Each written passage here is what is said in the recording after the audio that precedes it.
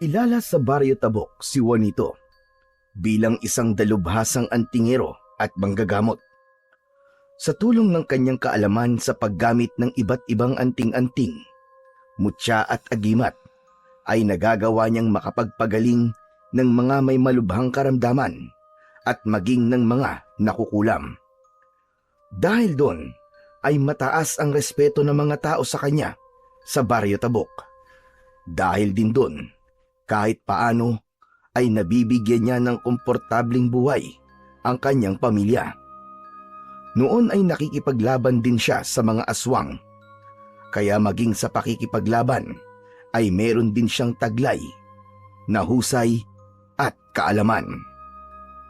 Ang lahat ng kakayahan na meron si Juanito ay namana pa niya sa yumao niyang lolo na si Lolo Donato. Bata pa lamang ay nagpakita na si Juanito ng interes sa ginagawang panggagamot ng kanyang lolo.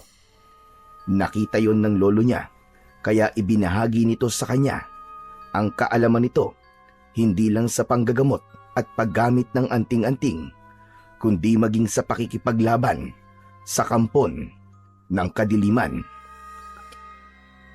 Isang maaliwalas na umaga, maagang bumangon si Juanito. Nagtungo siya sa likod ng kanilang bahay, dala ang ilan sa mga anting-anting na pagmamay-ari niya.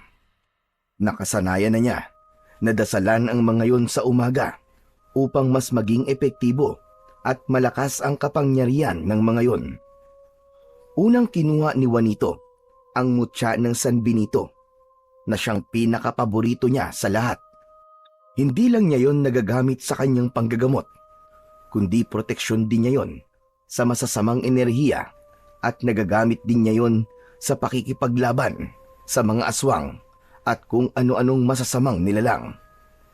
Habang hawak ni Juanito ang mutya ng San Benito, ay isang lalaki ang biglang dumating. Paglingon niya, ay nakita niya ang kumpare niyang si Amado na nakatira sa ibang baryo. Inaanak niya ang bunso nitong anak na si Isay. Agad na tumayo si Juanito at sinalubong si Amado. "Amado, pare! Nakakagulat naman ang bigla mong pagbisita dito. Ano masamang hangin na nagdala sa'yo rito?"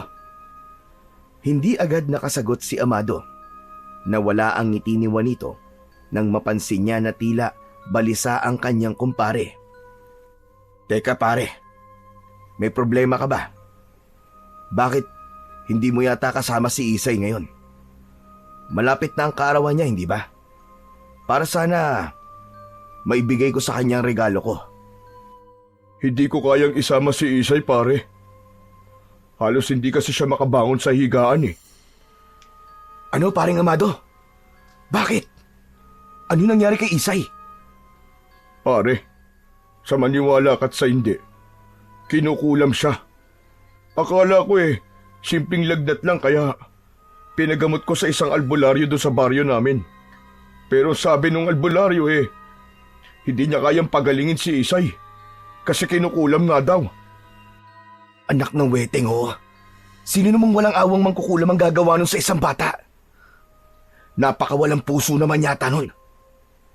"Paring Juanito, may hinala ako kung sino Sino pare? Sabihin mo sa akin."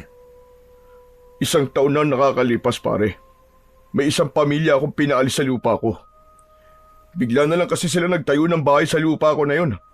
Ilang taon na nakakalipas, pare. Hinayaan ko lang kasi wala pa akong balak na gamitin ang lupa Pero nang maisipan kong taniman ng gulay, kinausap ko naman sila ng maayos, pare. Pinakiusapan ko silang umalis. Aba, nagalit pa sila sa akin, pare, tapos nagmatigas. Yun, humingi na ako ng tulong sa mga pulis para mapaalis sila. Simula nun, pare, hindi ko na sila nakita. Sila lang ang may galit sa akin Sila lang ang gagawa nito sa anak ko." Pare, sigurado ka ba na sila talaga ang kumulam kay Isay? Ang sabi mo, isang taon na nakakalipas simula nang paalisin mo sila. "Oo, pare, sigurado ko. Malakas ang kutob ko na ang pamilyang yun ang nagpakulam o kumulam sa anak ko. Baka sinadya nila maghintay ng isang taon talaga para hindi ako makapaghinala." Ang masakit nga lang doon pare, sa anak ko sila gumanti, hindi sa akin. Natahimik si Juanito. Tumindi ang kaba sa dibdib niya.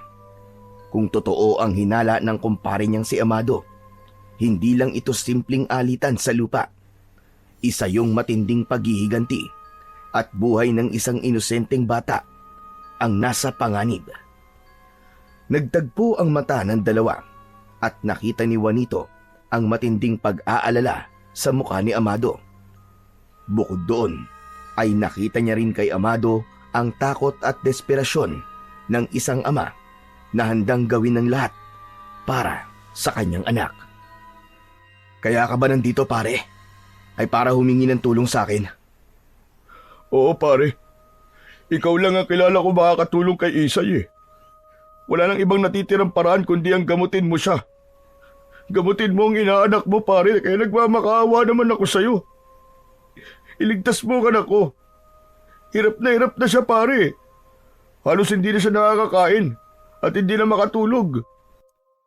Kung hindi tayo kikilos pare, baka mas lumala pa ang pangyayari. Ayoko mawala ang anak ko pare. Tulungan mo ang inaanak mo. Pare, kumalma ka. Huwag ka magsalita ng ganyan. Hindi mo na kailangan makiusap sa akin dahil tutulungan ko kayo ni Isay. Hindi ako papayag na may mangyaring masama sa bata, pare. Makikitang mabilis na bumaha ng pag-asa sa mukha ni Amado. Hindi nito napigilang lumapit at mahigpit na hawakan ang balikat ni Juanito. Pare, maraming salamat talaga ha. Hindi ko na alam ang gagawin ko kung wala ka pare. Sandali lang pare. Iahanda ko lang ang mga gamit ko. Pagkatapos ay magpupunta na tayo sa inyo para matingnan at magamot ko na si Isay. Walang naging pag-aalinlangan si Juanito at alam niya sa sarili na mapapagaling niya ang kanyang inaanak. Agad na pumasok si Juanito sa bahay nila at dumiretso sa silid niya. Mabilis niyang inihanda ang mga gamit niya sa panggagamot. Inilagay niya ang iba't ibang mutya, langis at halamang gamot na ginagamit niya sa kanyang panggagamot. Kinuha rin niya ang kanyang mga orasyon na nakasulat sa tinuping papel. Habang abala siya sa pag-aayos ng kanyang dala, biglang sumilip ang kanyang ina sa pinto at tinanong nito kung saan siya magtutungo. Nay, pupunta lang po ako kina paring Amado. Kinukulam daw po si Isay. Hindi na halos makabangon. Kaya pupuntahan ko siya ngayon para subukan siyang pagalingin. Huwag po kayong mag-alala, Nay. Gagawin ko po ang lahat para mailigtas ko si Isay. Tumango ang matanda at hinaplos ang pisngi ng anak bago siya tuluyang lumabas ng silid habang nakasukbit sa likod niya ang isang bag na naglalaman ng mga gamit na kakailanganin niya. Sa labas ay nakita ni Juanito ang kumpare niyang si Amado na nakasandal sa puno ng mangga habang abala sa paninigarilyo. Malalim ang iniisip nito at bakas sa mukha ang pagod at matinding pag-aalala. Nang makita nito si Juanito, ay itinapon nito ang sigarilyo sa lupa at inapakan yon. Lumapit naman si Juanito at tumango. Tayo na pare, mabutit nagpunta ka rito ng maaga kasi panigurado mamaya ay marami ng tao rito na magpapagamot sa akin. Tumango si Amado at agad na naglakad kasabay niya palabas ng bakuran. Habang naglalakad, hindi maiwasang bumalik sa alaala ni Juanito kung paano sila naging magkaibigan ni Amado. Pareho silang lumaki sa iisang bayan at sabay na nagbinata. Nung bata pa sila, ay madalas silang maglaro sa gubat, maghanap ng prutas at manghuli ng isda sa ilog. Kapwa sila walang kapatid, kaya nakuha nila ang loob ng isa't isa. Nang umibig si Amado sa babaeng naging asawa nito, ay nahihiya pa nga noon si Amado na ligawan nito. Si Juanito ang nagtulak kay Amado at naging tulay na ligawan nito hanggang sa maging magkasintahan ang dalawa. Nang dumating si Isay sa buhay ni Amado, ay isa si Juanito sa labis na natuwa Kaya naman, isa siya sa pinili ni Amado na maging ninong ng bata. Mula noon, hindi na nabago ang kanilang samahan. Kahit hindi na sila madalas magkita mula nang itinuon ni Juanito ang sarili sa panggagamot, ay hindi nawala ang tiwala at respeto nila sa isa't isa. Kaya naman, sa kabila ng kinakaharap nilang pagsubok, batid ni Juanito na kailangan niyang patunayan ang kanyang kakayahan, hindi lamang bilang isang manggagamot, kundi bilang isang tunay na kaibigan at ninong na handang ipaglaban ang buhay na kanyang inaanak. Sumakay sina Juanito at Amado sa isang tricycle na nakaparada sa gilid ng kalsada. Agad nilang sinabi sa driver ang direksyon patungo sa bahay ni Amado. Habang bumabiyahe, ay tahimik lang si Juanito at nakatingin sa malayo, habang si Amado naman ay halatang hindi mapakali. Makalipas ang ilang minuto, huminto ang tricycle sa harapan ng bahay ni Amado. Medyo malaki at maganda ang bahay na yon na may malawak pa na bakuran. Bumaba sila at binayaran ni Amado ang pamasahe, saka sila pumasok sa loob ng bahay. Pagkapasok pa lang ni Juanito sa bakuran, ay agad niyang naramdaman ang bigat sa hangin na dahilan para mapahinto siya sa harap ng pintuan. Napatingin siya sa paligid. May kung anong hindi nakikitang puwersa ang naramdaman niyang nakapalibot sa lugar na yon. O pare, ba't bigla ka napahinto? May nararamdaman ka ba pare? Oo, paring Amado. Napakabigat ng presensya dito. Alam ko na kagad na may kinukulam nga sa bahay na to. Ganon? Halika na pare, nasa kwarto niya si Isay.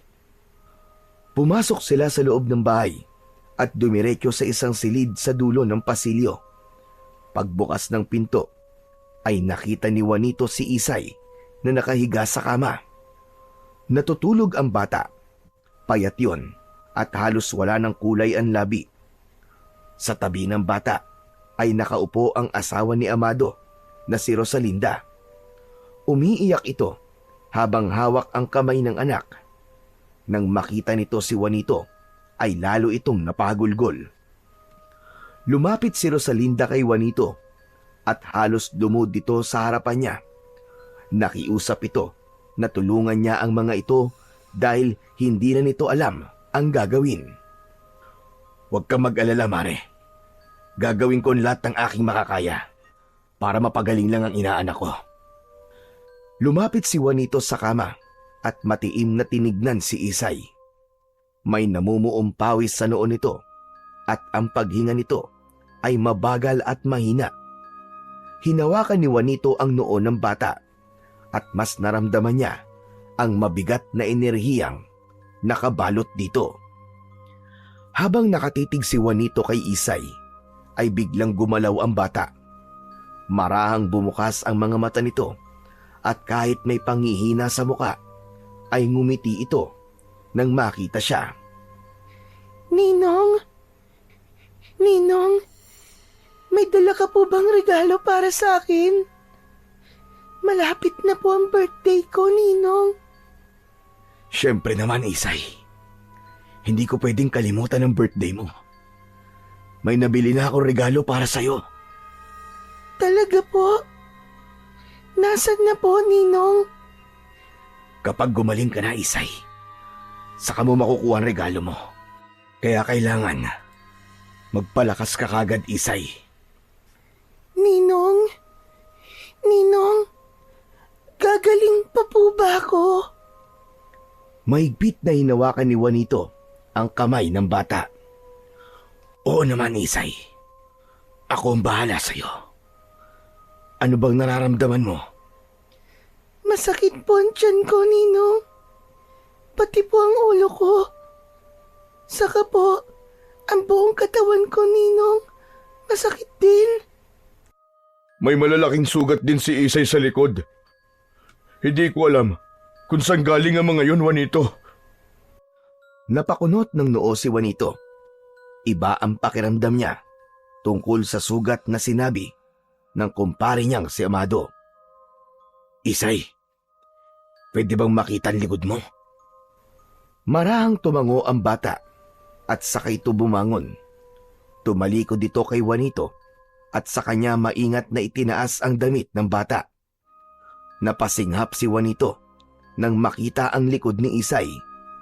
Puno yun ng malalalim na sugat na tila nabubulok na ang laman. Ang gilid ng mga sugat ay maitim.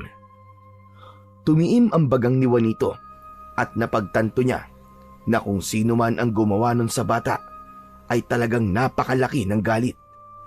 Mas lalo siyang kinabahan ng sandaling yon. Mabilis niyang ibinaba ang damit ni Isay at lumingon kay Amado. Paring Amado, mag-usap tayo sa labas. Tahimik na tumango si Amado at nauna na ito na lumabas ng kwarto. Tinignan muna ni Juanito si Rosalinda bago siya sumunod kay Amado. Nang makalabas ang dalawa ng bahay, ay isang malalim na buntong hininga ang pinakawalan ni Juanito habang nakatingin sa paligid. Paring Juanito, bakit kailangan pa natin lumabas? Ano ba talaga nangyayari sa anak ko? Paring Amado, bilang haligi ng tahanan, kailangan mo maging matatag. Ano? Anong ibig mo sabihin, pare? Nang makita ko mga sugat sa likod ni Isay, nalaman ko, pare, na hindi basta-bastang mangkukulam ang may gawa nito. Malakas ang mangkukulam na ito, pare. At meron silang kakayahan na patayin ang biktima niya. Natigilan si Amado sa narinig. Napaatras ito ng bahagya at napayuko. Hindi na nito napigilan ang pag-agos ng luha mula sa mga mata nito. Pare Juanito, ayoko mawala ang anak ko, pare. Anak ko siya. Pakiusap, pare. Pagalingin mo naman siya. Gagawin ko kahit na ano. Kahit na ano, pare Juanito. Nakikiusap ako sa'yo. Hinawakan ni Juanito ang balikat ng kaibigan. Naramdaman niya ang panginginig nito.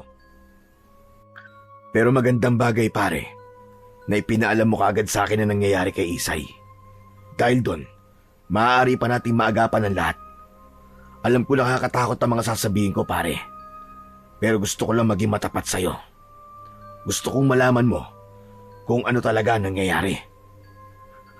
Pare, hindi ko naiintindihan. Diretsahin mo na ako. Hindi ko hahayaang may mangyaring masama kay Isay, pare. Hanggat nandito ko, lalaban tayo. Sa gitna ng pag-uusap nila Juanito at Amado, ay biglang umalingaw-ngaw ang malakas na sigaw ni Isay. Bukod doon, ay umiiyak ito dahil sa labis na sakit. Sinundan yon ng paghagulgol ni Rosalinda at ang paghingi nito ng tulong. Nagkatinginan naman sina Juanito at Amado at agad na tumakbo ang dalawa papasok sa bahay. Dumiretso sila sa kwarto ni Isay. Bumungad sa kanila ang nakapanlulumong eksena. Namimilipit sa sakit ang bata habang ang mga mata nito ay nakatirik. Bigla itong nagsuka ng dugo. Hindi lang basta dugo ang lumabas mula sa bibig ng bata. May kasama yung mga insekto, gaya ng alupihan, maliliit na ipis, at kung ano-ano pa. Napasigaw si Rosalinda sa matinding pagkabigla at takot. Agad na kumilos si Juanito. Kinuha niya sa sala ang kanyang bag. Alam niya na kritikal ang sitwasyon at hindi siya maaaring magsayang kahit isang segundo.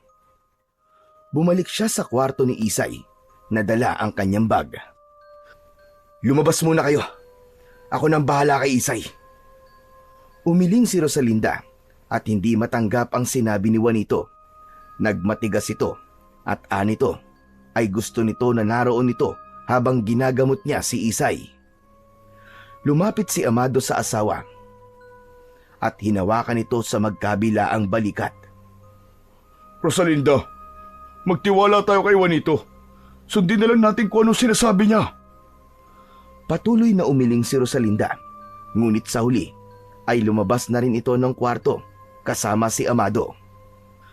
Nang lumabas na ang mag-asawa, ay isinarado ni Juanito ang pinto. Humarap siya sa kanyang inaanak at halos maluwa siya habang nakikita ang patuloy nitong pangingisay. Mabilis na inilabas ni Juanito ang kanyang mga gamit mula sa kanyang bag. Isa-isa niyang inilagay sa tabi niya ang mga kakailanganin niya. Kinuha niya ang isang medalyon na may nakaukit na sinaunang dasal at isinabit niya yon sa leeg ni Isay. Sunod niyang inilabas ang mutya ng San Benito. Mahigpit niya yung hinawakan. Pumikit siya at mahinang umusal ng dasal. Habang nagdarasal, naramdaman na lang bigla ni Juanito ang biglang paglakas ng enerhiya sa paligid. Unti-unting bumigat ang kanyang dibdib na parang may nakadagan sa kanya na isang napakabigat na bagay. Sa pagmulat ng mga mata ni Juanito, ay inilapat niya ang mutya ng San Benito sa noo ni Isay.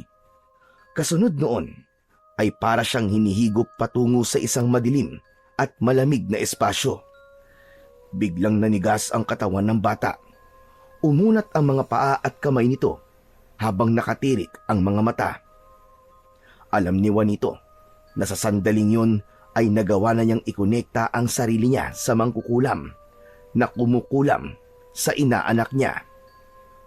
Malakas na tumawa si Isay, pero ang boses na lumalabas sa bibig nito ay boses ng isang matandang lalaki. "Sino kang hayop ka? Bakit mo to ginagawa sa batang ito?" Hindi ako magpapakilala sa'yo. Pero ito ang sasabihin ko sa'yo. Hindi mo ako mapipigilan. Papatayin ko ang batang ito. Papatayin ko siya. Ang batang ito ang magbabayad sa kasalanan ng tatay niya. Demonyo ka! Bakit? Anong kasalanan ni Amado sa'yo? Bakit mo kailangang idamay ang kanyang anak? Masama ang ugali ng tatay ng batang ito. Isa siyang walang kwentang tao. Gusto kong maramdaman niya kung paano mawalan ng mahal sa buhay. Kaya papatayin ko ang anak niya. Umigting ang panga ni Juanito. Nalaman niya na talagang papatayin ng mangkukulam na yon si Isay dahil ang puso nito ay punong-puno ng galit. Ipinagdiinan ni Juanito ang mutya ng San Benito sa noo ni Isay.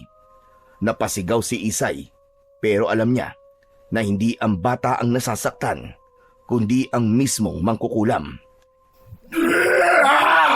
Aray ko! Walang iya ka!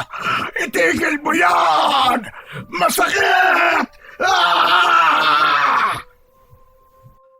Nagsimulang manginig ang buong katawan ng bata na para bang nilalamon ito ng apoy. "Lubayan mo ang bata! Kung hindi, ako mismo ang papatay sa'yo, demonyo ka!" Hindi mo malalaman kung nasaan ako! Hindi mo malalaman! Kahit hindi kita makitang diablong buwang ka, kaya kitang patayin.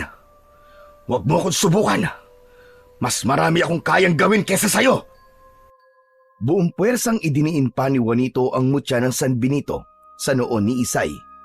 Muli itong napasigaw ng napakalakas. Naglalaway na ito sa labis na sakit. Ay! Tama na! Masakit na! Ayoko na! Maawa ka sa akin! Huwag mo kong papatayin! Oo na! Oo na! Titigilan ko na ang bata! Titigilan ko na ang bata! Hayop ka! Marunong ka pala masaktan! Pero hindi ako titigil hanggat hindi mo inaalis ang kulam sa batang ito! Ang gusto ko ay alisin mo na ngayon din! Oo! Sige na! Aalisin ko na! Aalisin ko na! Matapos yun ay naramdaman ni Juanito na nawala na ang mabigat na enerhiyang nakabalot kay Isay at maging sa buong bahay. Hindi niya na naramdaman ang presensya ng mangkukulam sa kanyang inaanak. Dahil doon ay inalis na niya ang mutya sa noo ni Isay. unti-unting bumukas ang mga mata ng bata. Tumingin ito sa kanya na parang naguguluhan at hindi alam ang nangyayari. Ninong? Ninong, ano po nangyari? Magaling ka na, Isay. Dito ka muna. Tatawagin ko lang ang mama at papa mo. Tumayo si Juanito. Ramdam niya ang bahagyang panghihina matapos ang matinding laban sa mangkukulam. Huminga siya ng malalim bago lumapit sa pinto ng kwarto at binuksan yon. Bumungad sa kanya ang magkayakap na sina Amado at Rosalinda. Kapwa umiiyak ang dalawa. Pare, ano nangyari kay Isay? Wala na kayong dapat ipag-alala, pare. Magaling na si Isay. Nilubayan na siya ng mangkukulam. Pwede niyo na siyang makita. Napanganga si Rosalinda sa labis na tuwa, habang si Amado naman ay napapikit at napaluha palalo.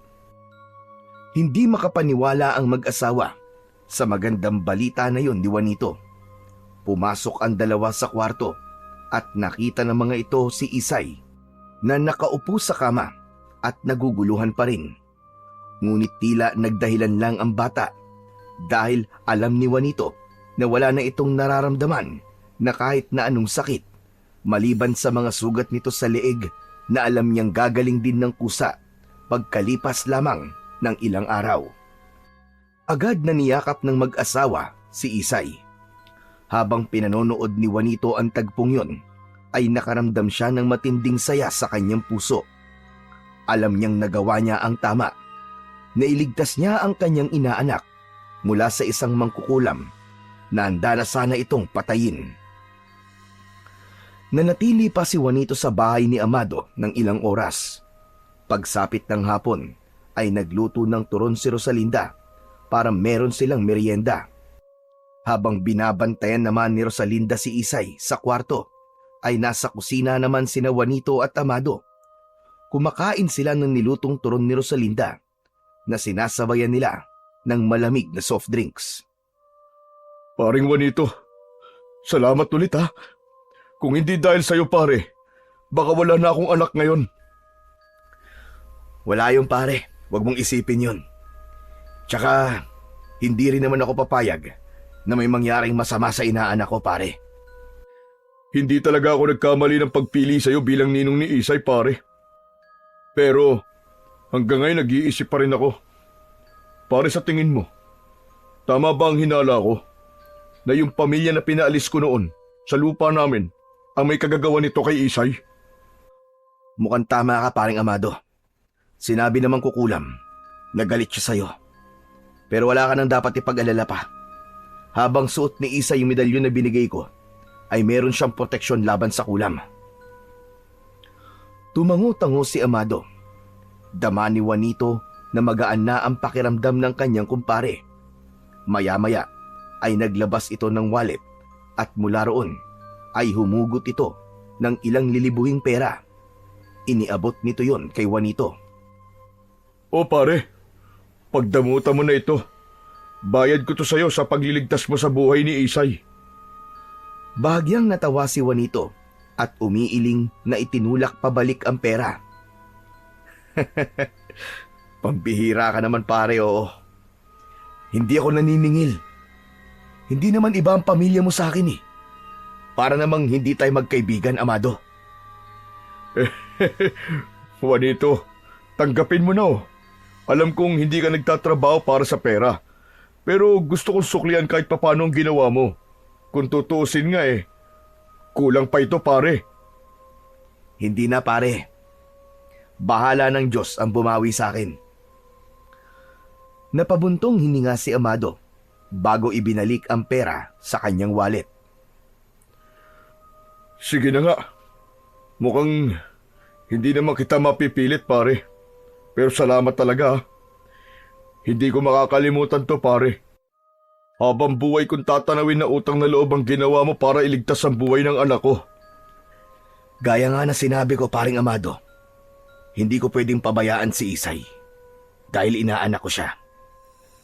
Teka, pare, hapon na pala. Kailangan ko nang umuwi at baka abutan pa ako ng dilim sa daan. Ah, ganun ba? O sige, sige. Hindi kasi natin napansin ang oras eh. Napasarap ang kwentuhan natin. Sige pare, ihatid na kita sa labas. Sabay silang lumabas ng bahay at inihatid ni Amado si Juanito hanggang sa tarangkahan. Mag-isa nang naglakad si Juanito palayo at tinahak niya ang daan patungo sa paradahan ng tricycle. Magaan ang kalooban ni Juanito dahil alam niya na ligtas na si Isay. Palubog na ang araw nang makarating si Juanito sa bahay nila. Pagpasok niya ay nakita niya ang kanyang ina na abala sa pagluluto. Nang makita siya nito, ay agad itong nagtanong tungkol kay Isay. Maayos naman po siya, inay. Nailigtas ko po siya sa mangkukulam na gustong pumatay sa kanya. Kailangan niya ng ilang araw na pahinga at babalik din po siya sa dati niyang sigla. Inay, oo nga po pala. Magpapahinga na po muna ako ha. Huwag niyo na po akong gisingin at mauna na rin po kayong kumain.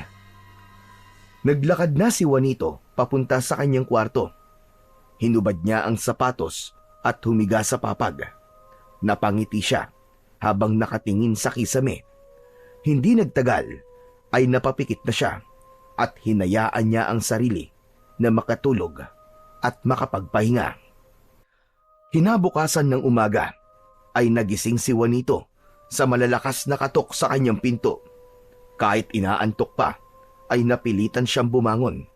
Sa pagbukas niya ng pinto, ay bumungad sa kanya ang nanay niya. Anito ay nasa labas si Amado at nais siyang makausap. Tinanong niya kung bakit hindi pa pinapapasok ng nanay niya si Amado. Pero ayon dito, ay gusto ni Amado na sa labas sila mag-usap. Napakunot noo si Juanito.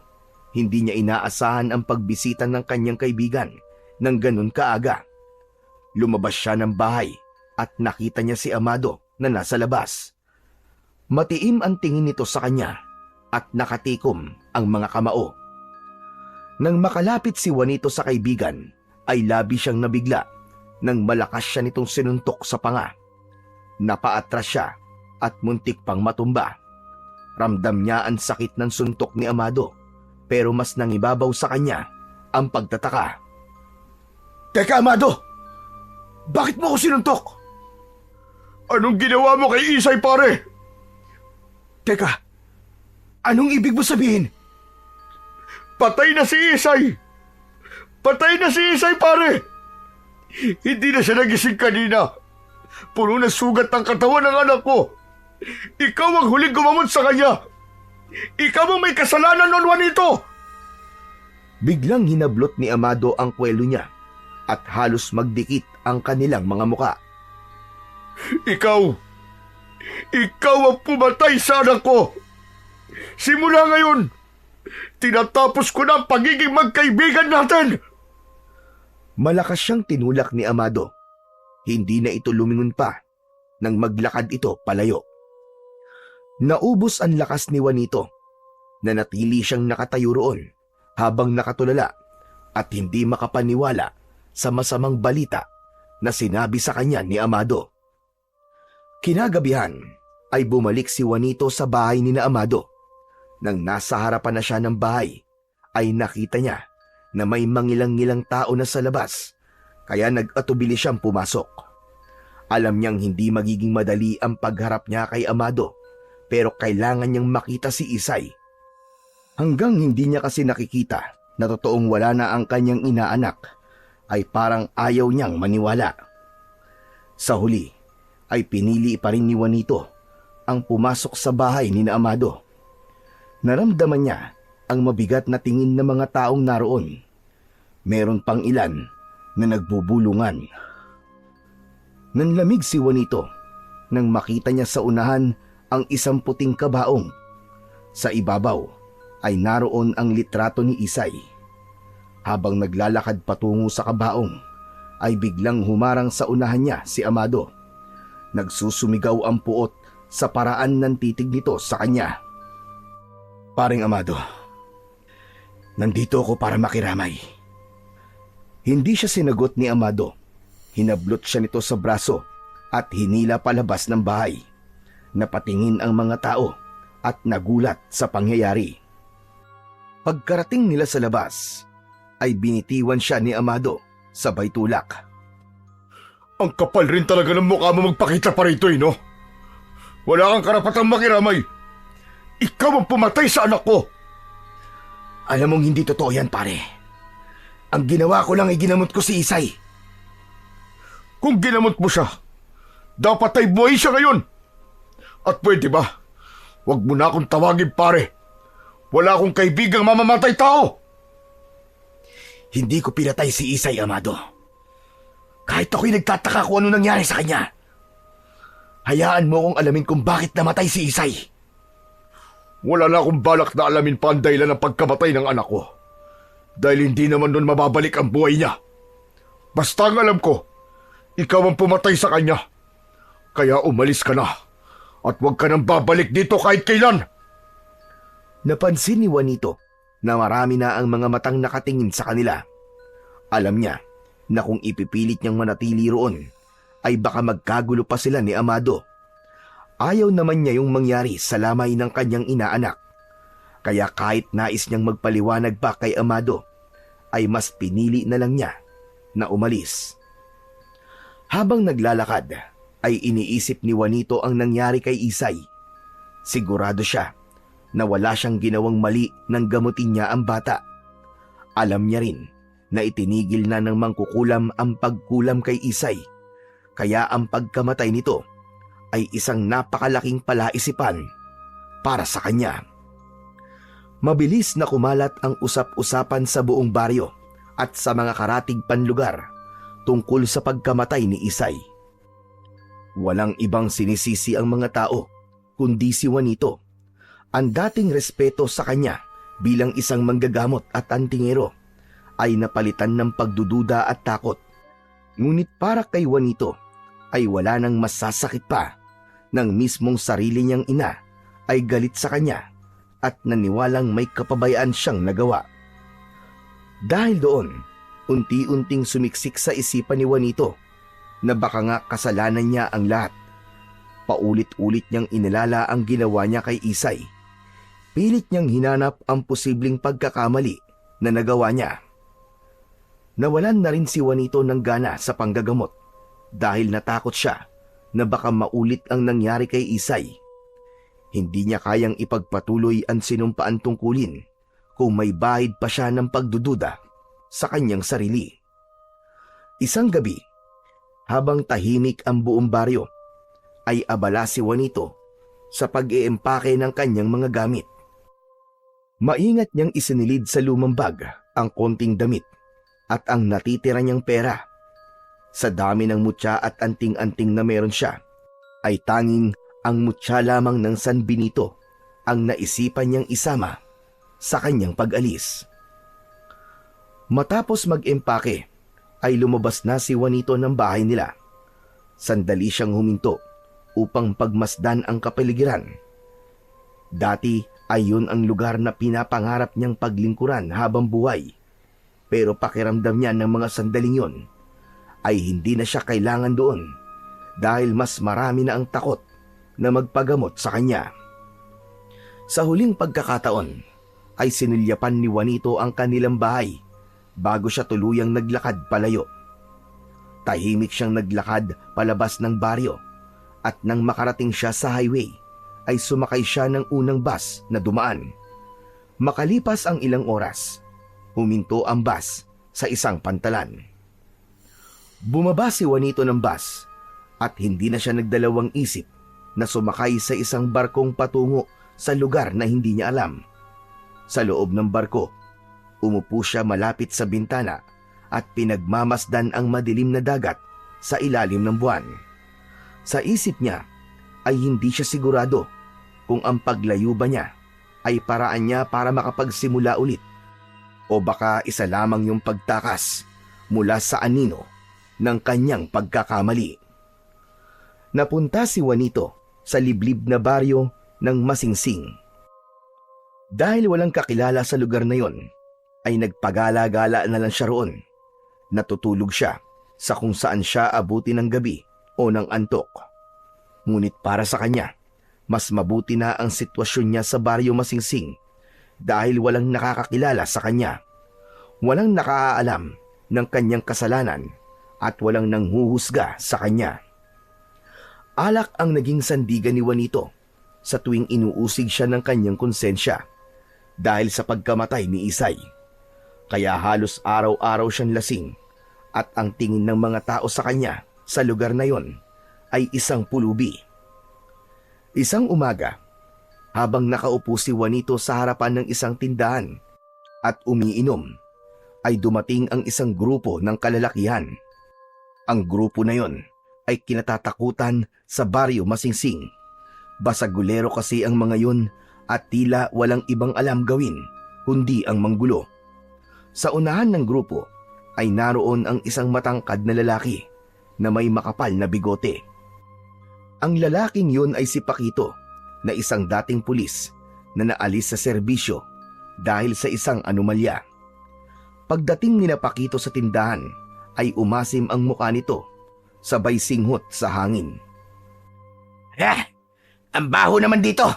Amoy kalabaw. Aba, kaya naman pala eh. Nandito pala tong pulubi na to. Umalis ka nga rito. Umangat ang mukha ni Juanito at tumingin kay Pakito. Alam niya na siya ang tinutukoy nitong pulubi. Para sa kaalaman mo, Hindi ako pulubi. ano ka mo? Hindi. Ano bang tawag sa isang taong walang bahay? Marumi at mabaho. Hindi ba't pulubi? Kapag naligo ko at nagpalit ng maayos na damit, baka ikaw pang magmukhang pulubi sa ating dalawa. Nagtawanan ang mga kasama ni Pakito, ngunit si Pakito ay tumahimik at matalim na tinignan si Juanito. Tumigil nga kayo! Bakit ba kayo nagtatawanan, ha? Talagang tinatawanan niyo pa ako no? Agad na huminto sa pagtawa ang mga kasama ni Pakito at lumapit ito kay Juanito. Matalim ang mga matang tinignan siya nito. Ang tapang rin ang apog mo no? Hindi ko gusto ang tabas ng dila mo. Hindi ko naman gustong hilatyan ang pagmumukha mo. Mas lalong nagalit si Pakito sa sinabi ni Juanito. Malakas siya nitong sinuntok sa muka na naging dahilan para matumba siya sa kanyang kinauupuan. Hindi pa nakontento si Pakito. Sumugod ito at sinunggaban si Juanito sa kwelyo bago sunod-sunod siyang inundayan ng suntok sa tiyan at sa muka. Napapapikit si Juanito sa bawat tama ng kamao sa kanyang muka. Narinig niya ang mga tawanan ng grupo ni Pakito. May ilang mga tao ang nakakakita sa kanila, pero wala ni isa sa mga yon ang naglakas loob na pigilan si Pakito. Ha! Akala mo kung sino ang matapang? Wala ka naman palang binatbat eh! Ha! Isa pang suntok ang dumapo sa mukha ni Juanito at nalasahan niya ang sarili niyang dugo sa loob ng bibig niya. Naisipan niya ng lumaban dahil alam niya na kaya niyang gulpin si Pakito, pati na ang lahat ng kasama nito. Pero naisip niya na kung lalaban siya, ay makikita ng mga tao ang kanyang husay sa pakikipaglaban. Baka magtanong ang mga tao kung sino siya at kung saan siya nanggaling. At kapag nagsimulang mag-usisa ang mga tao, ay malaki ang posibilidad na may makakilala sa kanya. Kaya mas pinili ni Juanito na tiisin ang sakit na mga suntok ni Pakito at ipinagdasal na lamang niya na sana ay mapagod na si Pakito sa pambubugbog sa kanya. Ngunit sa gitna ng pananakit ni Pakito kay Juanito ay may lalaking dumating at mabilis na hinawakan ang kamao ni Pakito na akmang pasuntok na naman. Tama na yan, Pakito! Tama na! Baka mapatay mo siya! Hindi nagsalita si Pakito, pero tumayo ito at hinarap ang lalaking dumating. Ano ba gulo ito, Pakito? Parang araw-araw ka na lamang nakikipag-away Dapat lang bugbugin ng pulubing niyang kapitan. Pambira! Pasmado ang bibig niyan Kabago-bago rito akala mo kung sino. Ano ba sinabi sa'yo? At parang gusto mo na siyang patayin. At sabi niya sa akin, hindi raw niya gustong hilatyan ang pagbumuka ko. Totoo naman pala, biro lang Pakito, biro lang yon. Hindi na nagsalita si Pakito at inaya na nito ang mga kasama nito na umalis. Nang wala na ang grupo, ay si Juanito naman ang hinarap ni Kapitan Teodoro. Inalalayan siya nitong makatayo at muling makaupo sa mahabang upuan sa harap ng tindahan. Ayos ka lang ba? Sa tingin niyo ho ba, ayos pa ba ako pagkatapos ko mabugbog? Kung sa bagay, bakit ko pa nga ba itinanong yon? Pero teka, ilang araw na kitang nakikitang pagala-gala dito sa lugar namin. At alam ko na hindi ka taga rito. Saan ka ba nakatira para maihatid kita? Wala akong bahay. At wala rin akong pamilya. Alam mo kasi, delikado yung ginagawa mong pagala-gala ka eh. Lalo na't mainit na mga mata ni Pakito sa'yo. Hindi sumagot si Juanito. Nanatili lang siyang nakatingin sa kapitan. Ganito na lang. Kung gusto mo, doon ka dalag muna sa akin tumuloy.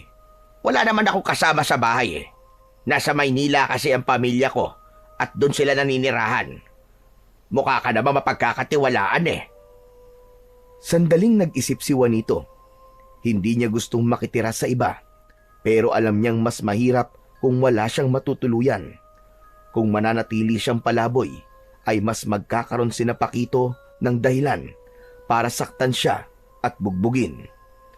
Kaya naman isang desisyon ang kanyang nabuo. Sige, payag ako sa sinabi mo. Ayos, mabuti naman kung ganon. Ako nga pala si Kapitan Teodoro. Ako ang kapitan ng baryong ito. Ikaw, anong pangalan mo? Juanito. O tara na, Juanito. Kailangan mo maglinis ng katawan kasi medyo nangangamoy ka na. Masahol ka pa sa amoy ng kalabaw eh. Ay, hindi pala. Masahol ka pa sa amoy ng imbornal. Walang imik na sumunod si Juanito kay Kapitan Teodoro habang bitbit ang kanyang bag. Naramdaman niya na nais lang siya nitong tulungan at tila wala naman itong masamang balak sa kanya. Kaya sumama na lamang siya sa lalaki. Makalipas ang ilang minutong paglalakad, ay nakarating na sina Juanito sa bahay ni Kapitan Teodoro. Isa yung bahay na may tamang laki at gawa sa matibay na kahoy.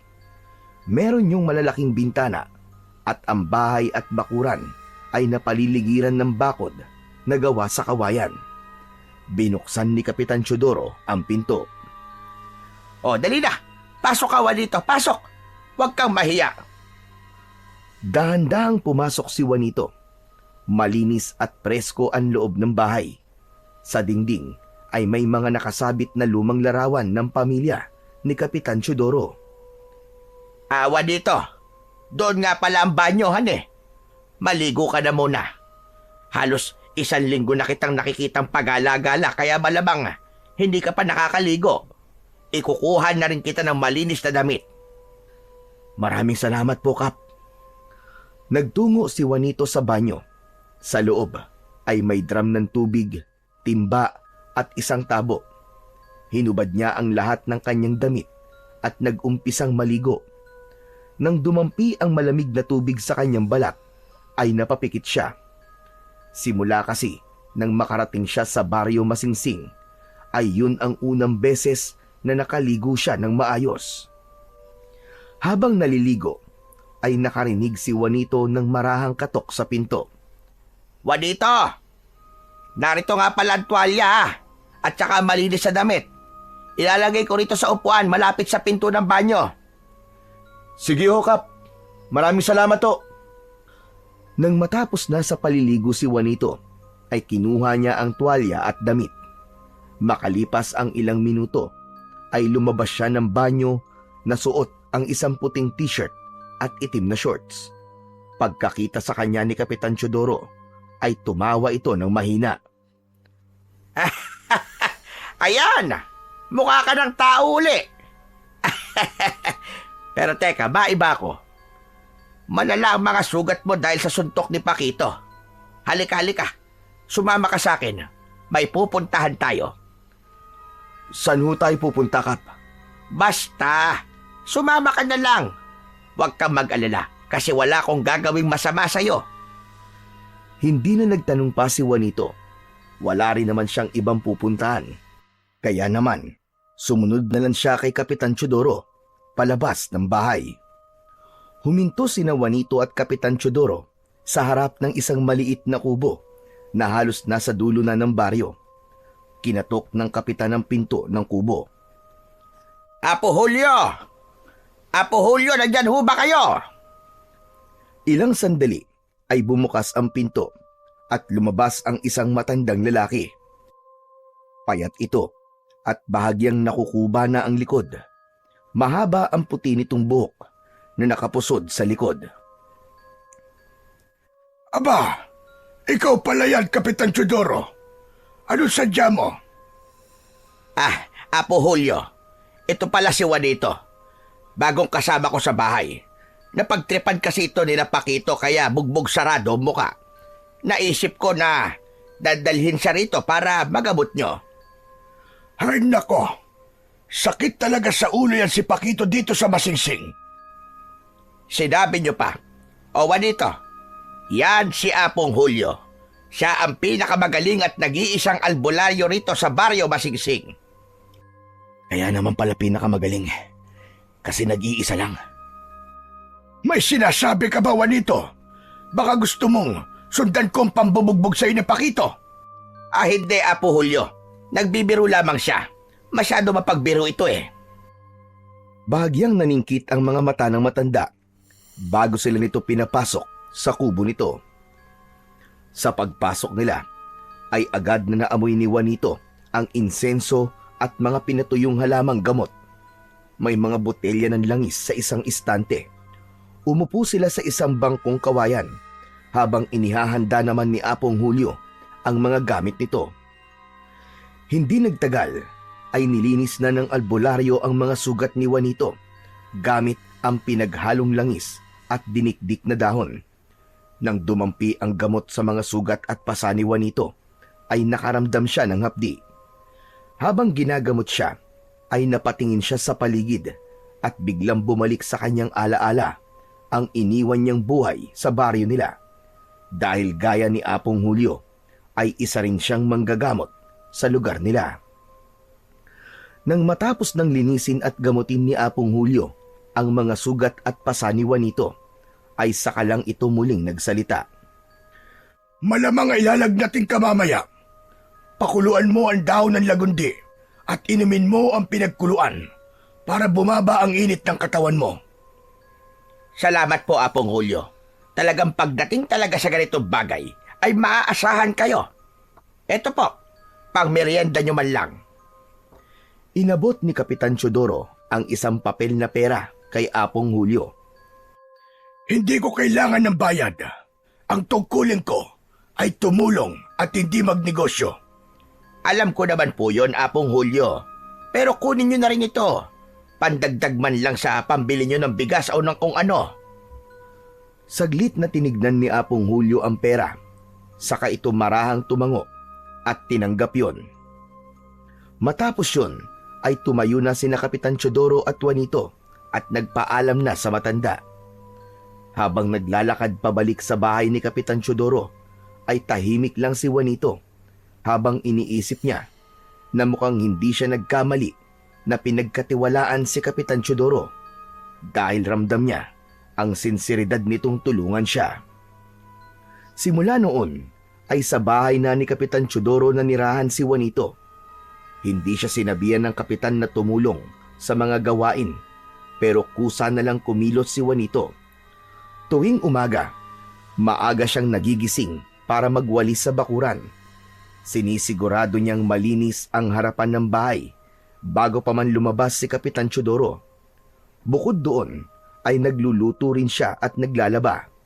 Hanggang isang umaga ay naabutan si Juanito ni Kapitan Teodoro na nagwawalis sa labas. Aba, magandang umaga. Hindi ko akalaing may kasambahay na pala ako ngayon. Hindi naman po, Kapitan. Pasasalamat ko lang po ito sa pagkupkup niyo po sa akin. Alam mo, Juanito, hindi mo kailangan gawin ang lahat ng ito. Pinatira kita rito sa bahay ko kasi gusto kitang tulungan at hindi para gawing kasambahay. Alam ko naman po yung Kapitan Teodoro. Pero gusto ko po makatulong sa inyo kahit papano. Hindi ko po kayang tumanggap ng kabutihan nang hindi sinusuklian. Tumango ang kapitan at bahagyang napangiti. Sa unang pagkakataon, matapos niyang umalis sa kanilang baryo, ay nakaramdam si Juanito ng katahimikan sa kanyang puso. Inisip niya na maaari na talaga siyang magsimula ng panibagong buhay sa baryo Masingsing. Isang hapon ay nagpunta si Juanito sa poso na ilang bahay lamang ang layo mula sa bahay ni Kapitan Teodoro upang mag-igib. Habang abala siya sa pagbomba sa poso, ay nakarinig siya ng mga yabag sa kanyang likuran. Napalingon siya at agad niyang nakita si Paquito na may kasamang dalawang lalaking hindi niya kilala. Balita ko! Inampung ka na ni Kapitan Teodoro, ha? Hayop talaga yung kapitan na yan eh. Sobrang maawain sa mga pulubi. Ang dapat sa mga pulubi ay pinapalayas kasi mababaho sila. Napangisi ang dalawang kasama ni Paquito. Hindi pa rin nagsalita si Juanito. Wala siyang ibang gusto kundi ang umiwas sa gulo dahil ayaw niyang bigyan ng sakit ng ulo si Kapitan Teodoro. Aba, hindi ka na ba marunong magsalita, ha? Napipi o nabingi ka na ba dahil sa pambubugbog na ginawa ko sa'yo? O baka naman na, duwag ka lang talaga. Hindi pa rin pinansin ito ni Juanito. Tila nairita naman si Paquito sa hindi niya pagpansin dito, kaya malakas nitong sinipa ang isa sa mga timba niya. Natapon ang laman ng tubig. Humarap si Juanito kay Paquito at nilabanan niya ang matalim nitong tingin. Hindi ako bingi o pipi. Lalong-lalo nang hindi ako duwag. Sadyang wala lang akong oras para makipag-usap sa taong kagaya mo na utak ampaw. Ha! Narinig niyo ba yon? Matapang ka na ngayon, ha? Sino ba pinagmamalaki mo, ha? Si Kapitan? Wala akong pakialam kay Kapitan Teodoro. Kahit pa doon ka nakatira. Hindi ako natatakot sa kanya. Kaya kitang bugbugin kahit ngayon din. Hindi mo yata ako nakikilala eh. Kilala kita, Paquito. Kilalang-kilala na kita. Alam ko kung sino ka. Isa kang dating pulis na tinanggal sa serbisyo. Dahil sa pangungutong na ginagawa mo, imbis na magsilbi ng tapat sa bayan. Halos sumabog ang mukha ni Paquito sa galit. Pakiramdam ni Juanito, anumang sandali ay susuntukin na siya nito. Ngunit lahat sila ay napalingon nang biglang dumating si Apo Julio na may dalang isang timba. Hoy, Paquito! Lubayan mo nga yan si Juanito. Puro na lang pakikipagbasagulo ang ginagawa nyo. Mga wala kayo magawa sa buhay. Tigilan mo siya! Ngumisi si Paquito at lumapit ito kay Apong Julio. Ano bang pakialam mo, tanda? Baka gusto mong pati ikaw ay bugbugin ko. Anong pakialam mo rito, ha? Matanda ka? Ikaw talaga, Paquito. Hindi ka na talaga magbabago. Para ka pa ring bata. Ang tanda-tanda mo na, pero para ka pa ring bata kung mag-isip. Aba, anong sinabi mo? Biglang nagdilim ang mukha ni Paquito. Mabilis nitong itinaas ang nakakuyom nitong kamao para suntukin si Apong Julio. Ngunit bago pa man tumama ang kamao nito kay Apong Julio, ay mabilis na sinalo ni Juanito ang kamao ni Paquito ng kanyang palad. Pilit na inabante ni Paquito ang kamao nito, pero dahil sa lakas ni Juanito ay hindi ito nagtagumpay. Pati ba naman matandang walang kalaban-laban? Pinapatulan mo. Wala ka talagang pinipili. Ganon ba? Kung ganon, ikaw na lang ang papatulan ko! Binawi ni Paquito ang kamay nito at sinubukan suntukin sa mukha si Juanito, pero mabilis siyang nakaiwas at sa hangin tumama ang suntok nito. Sa pagkakataon na yon ay sumugod na rin ang dalawang kasama ni Paquito. Sinubukan ng mga yon na suntukin si Juanito, Pero lahat ng pag-atake ng mga yon ay nagawa niyang iwasan. Hanggang sa isang malakas na suntok mula kay Juanito ang tumama sa muka ni Paquito. Napaatras si Paquito habang hawak ang kanyang panga. Ang dalawang kasama naman ito ay muling umatake kay Juanito, pero sinalubong ang mga ito ng malakas na suntok ni Juanito. Tinamaan ng isa sa nguso, habang ang isa naman ay sa sikmura. Umikot siya at sinipa sa muka ang dalawa. Bumagsak ang mga yon sa lupa at nahirapan ng makabangon. Gulat na napatingin si Paquito kay Juanito. Halatang hindi nito inasahan ang ipinakitang husay ni Juanito sa pakikipaglaban. Malakas na sumigaw si Paquito, pero sinalubong ito ng dalawang magkakasunod na suntok ni Juanito. Tumama yon sa mukha ni Paquito at agad itong bumagsak sa lupa. Sisipain pa sana ito ni Juanito, pero nang iangat ni Paquito ang mukha niya, ay umiiyak na ito. Tama na! Tama na! Ayoko na! Juanito, pakiusap! Tama na! Sa pagkakataon na yon, ay humahangos na dumating si Kapitan Teodoro. Tama na yan! Juanito, tama na! Hindi ka dapat nakikipagbugbugan! Pero Kapitan, sila po nagsimula. Tama na, Juanito. Kapitan, ang mga lokong yan ang nanguna. Pati ako ay gustong saktan. Umawat lamang si Juanito. Hindi na nagsalita si Kapitan Teodoro at hinilan na lang nito si Juanito palayo sa poso. Hindi na rin nakapag-igib si Apong Julio at umalis na rin ito roon at naiwan sina Paquito na namimilipit sa sakit. Habang naglalakad sina Juanito at Kapitan Teodoro pauwi, ay ramdam ni Juanito ang bigat ng katahimikan sa pagitan nila. Alam niyang malaki ang respeto ng kapitan sa kaayusan ng baryo at sigurado siya na ang ginawa niyang pagpatol kina Paquito ang dahilan ng pananahimik ni Kapitan Teodoro. Pagdating nila sa bahay, ay agad na humingi ng paumanhin si Juanito. Pasensya na po kayo, Kapitan. Alam ko pong hindi tama ang ginawa ko. Hindi ko naman po ginusto na makipag-away pero... Naputol ang sasabihin niya nang biglang tumawa si Kapitan Teodoro. May pagtataka niya itong tinignan.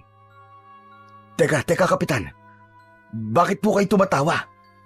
May nakakatawa po ba sa sinabi ko? Bakit ka kasi humihingi ng tawad sa akin? Abay, wala kang kasalanan, Juanito. Pero Kapitan Teodoro, nakipag-away po ako kay Paquito. Hindi niyo po ba nakita? Nakipagbugbugan po ako sa kanila. Sa pagkakataon na ito, ay sila lang naman ang nabugbog. At ano naman ang masama ron? Alam mo bang, wala pang nakakagawa ng ganon kay Paquito. Matagal na siyang nagsisiga-sigaan dito sa Baryo Masinsing. At ikaw lamang ang nagpaiyak sa kanya. Ang galing mo, Juanito! Nagulat si Juanito sa sinabi ng kapitan. Hindi niya inaasahan ang reaksyon nito. Akala niya kasi ay sermon ang matatanggap niya. Inakala din niya kanina na baka palayasin na siya nito. Pero may isa lamang akong tanong sa'yo. Saan ka natutong lumaban ng ganon? Muling kinabahan si Juanito. Hindi siya kagad sumagot. Nag-isip siya ng magandang dahilan na hindi ito makakahalata na nagsisinungaling siya. Hindi ko rin po alam, Kapitan Teodoro eh. Ang totoo po, kahit po ako'y nagulat din kung paano ko po inagawa. Baka dala lang po yun ang bugso ng damdamin ko. Talagang nagalit ako nang nakita kong susuntokin ni Paquito si Apong Julio eh. Biruin niyo'y katanda-tanda ng tao, papatulan niya. Hindi. Ibang-ibang galaw mo, Juanito. Hindi ka lang basta sumusuntok at umiiwas. May diskarte ka. Parang biyasa ka talaga sa laban at dumaan sa matinding pagsasanay. Talaga ba, Kapitan? Hindi ko po alam na maganda pala ang galaw ko kapag nakikipaglaban. Naku, Kapitan. Pasensya na, sandali lang ho. May kailangan pa po akong gawin eh. Baka po pwedeng sa susunod na lang po tayo mag-usap. Hindi na hinintay ni Juanito ang sagot ni Kapitan Teodoro at mabilis siyang tumalikod at naglakad palayo. bago pa siya maipit sa usapan na yon. Alam niyang kung magpapatuloy pa si Kapitan Teodoro sa pagtatanong, ay baka hindi niya na maitago ang kanyang lihim. Kinagabihan, habang mahimbing natutulog si Juanito, ay hindi niya inasahan na dadalawin siya ni Isay sa panaginip. Sa panaginip niya, ay naroon siya sa kwarto ni Isay. Nakaupo ito sa gilid ng higaan nito at nakatalikod sa gawi niya. Tinawag ni Juanito si Isay. Nagulat naman si Juanito nang biglang umiyak si Isay. Ninong! Bakit mo ako pinatay? Bakit mo ako pinatay? Tumayo si Isay at humarap sa kanya. Napaatras naman si Juanito nang makita na puno ng sariwang sugat ang buong muka at katawan ng bata. Umiiyak ito pero dugo ang lumalabas sa mga mata nito, imbis na luha. Isay, hindi kita pinatay. Nagkakamali ka. Hindi mo ako maluloko, Ninong. Alam kong ikaw ang dahilan ng pagkamatay ko. Hindi, Isay. Hindi ako. Hindi ko ginusto ang nangyari. Kung hindi dahil sa'yo, buhay pa sana ako ngayon. Nangilid ang luha ni Juanito. Lalapitan niya sana si Isay, ngunit unti-unting lumabo ang imahe nito hanggang sa tuluyan itong nawala sa kanyang paningin. Sa parting yun ng panaginip ni Juanito ay nagising na siya. Habol niya ang paghinga at tagaktak ng pawis ang kanyang noo. Hindi niya napigilan ang pagpatak ng kanyang mga luha. Sa utak niya ay paulit-ulit siyang humihingi ng tawad kay Isay kahit hindi siya sigurado kung siya nga ba talaga ang dahilan ng pagkamatay nito. Kinaumagahan ay naghain si Kapitan Teodoro ng sinangag, pritong itlog at tosino. Masarap ang pagkain nila, ngunit hindi magawang makakain ni Juanito. Nakatulala siya sa kawalan dahil hanggang sa oras na yon ay tumatakbo pa rin sa isip niya ang panaginip niya kagabi tungkol kay Isay. Napansin naman yun ni Kapitan Teodoro na nakatulala si Juanito. Tumikhim ito at napapitlag siya at agad na inayos ang sarili. Kinuha niya ang kutsara at sinubukang kumain.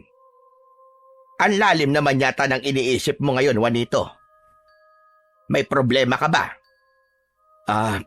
Wala naman po, Kapitan. Iniisip ko lang po yung nangyari kahapon. Hanggang ngayon na iniisip mo pa rin yun. Pambihira. Huwag mo nang isipin yun. Iniisip mo ba na baka balikan ka nila Pakito? Aba, sa lakas ng iyak ni Pakito kahapon, sigurado kung takot na ang lokong yun sa'yo. Pilit nang umiti si Juanito. Nagkunwari na lang siyang may ganang kumain kahit halos hindi niya malunok ang pagkain. Umakto siyang normal dahil ayaw niyang magtanong pa si Kapitan Teodoro. Sa sandaling yon ay napagtanto ni Juanito na kahit malayo na siya sa kanilang baryo ay hindi niya matatakasan ang kanyang sariling konsensya. Matapos ang almusal ay nagpaalam na si Kapitan Teodoro kay Juanito dahil kailangan na nitong magtungo sa barangay hall. Nang mag-isa na lang si Juanito sa bahay ay naghanap siya ng mapagkakaabalahan para mawala sa isip niya ang tungkol sa inaanak niyang si Isay. Nag-igib siya ng tubig, nagwalis sa harapan ng bahay at nagdilig ng mga halaman. Habang abala siya sa pagdidilig, ay napansin niyang may ilang tao na nagtatakbuhan sa iisang direksyon. Bakit kaya tumatakbo ang mga to? Ano kaya nangyayari? Nagkaroon si Juanito ng kagustuhan na malaman ang nangyayari, kaya sinundan niya ang mga tao hanggang sa makarating siya sa isang kubo kung saan may mga taong nagkukumpulan sa labas. Nakisiksik siya sa mga tao at sumilip sa bintana ng kubo. Doon niya nakita ang isang batang lalaki na nakahiga sa banig. Nangingisay ito habang nakatirik ang mga mata. Sa tabi ng bata ay naroon si Apong Julio na hawak ang isang kamay ng bata habang may binibigkas na orasyon. Naroon din si Kapitan Teodoro. Hindi napigilan ni Juanito ang sarili na tawagin ang kapitan. Kapitan! Aba, Juanito, bakit nandito ka? Ano pong nangyayari sa bata? May kumukulam sa kanya.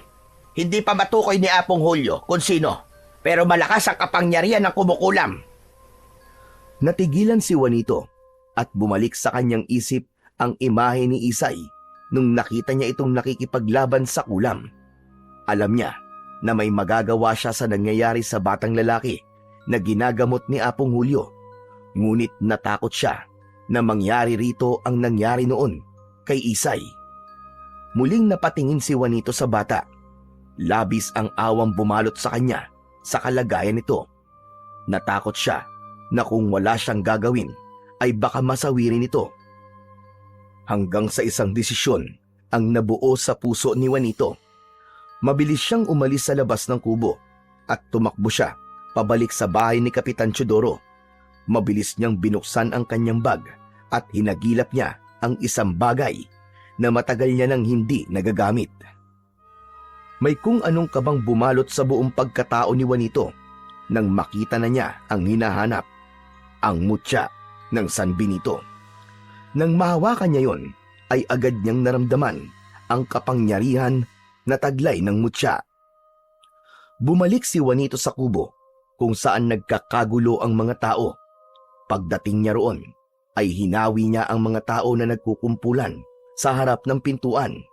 Nagulat ang mga tao sa bigla niyang pagsulpot, ngunit hindi naman siya pinigilan ng mga yon.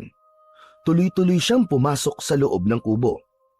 Sa loob, nakita niya si Apong Julio na pawis at patuloy sa pagbigkas ng mga orasyon. Nasa tabi nito si Kapitan Teodoro na halatang balisa habang pinagmamasdan ang batang lalaki na nangingisay pa rin sa banig. Pagpasok ni Juanito ay agad siyang sinalubong ng matalim na tingin ni Kapitan Teodoro. Anong ginagawa mo rito, Juanito? Aba, nakakasikip ka lang dito. Lumabas ka na lang at hayaan mong si Apong Julio ang gumawa ng paraan. Kapitan Teodoro, gusto ko pong tumulong. Magtiwala lang po kayo sa akin. Nagdali lang, anong tulong ang magagawa mo? Umalis ka na, Juanito. Naglakad si Juanito papalapit sa bata at hindi niya pinansin ang pagtutol ni Kapitan Teodoro dahil desidido siyang tulungan ang batang lalaki. Lumuhod siya sa tabi ng bata. Sa isang kamay niya ay mahigpit niyang hawak ang mutya ng San Benito, habang ang isa niyang kamay ay inihawak niya sa kamay ng nangingisay na bata. Isang malamig na hangin ang yumakap kay Juanito at naramdaman niya ang bigat ng paligid. Pumikit siya at pilit na pinakiramdaman ang kalagayan ng bata, at nang imulat niya ang kanyang mga mata ay napasingap siya nang malaman niya ang totoong nangyayari. Juanito, pambihira ka, ano bang ginagawa mo? Kapitan, hindi po siya kinukulam. May isang pulang duwende na galit sa batang ito. Sinira niya kasi ang tirahan ng duwende, kaya ginagantihan siya nito. Anong alam mo sa mga bagay na ito, Juanito? Hindi ka isang albularyo. Wala kang karapatan na makialam dito. Kapitan Teodoro, paalisin mo na si Juanito dahil nakakagulo lamang siya sa ginagawa ko. Ngunit hindi pinakinggan ni Juanito ang pagtutol ng matanda. Sa halip, marahan niyang inilapit ang mutya ng San Benito sa noo ng bata.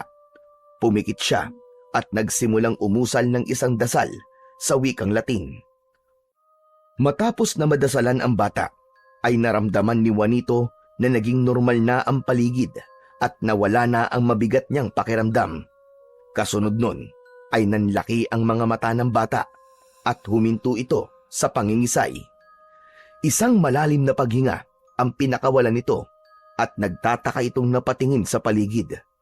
Agad na humingi ng tubig ang bata dahil anito ay nauuhaw siya.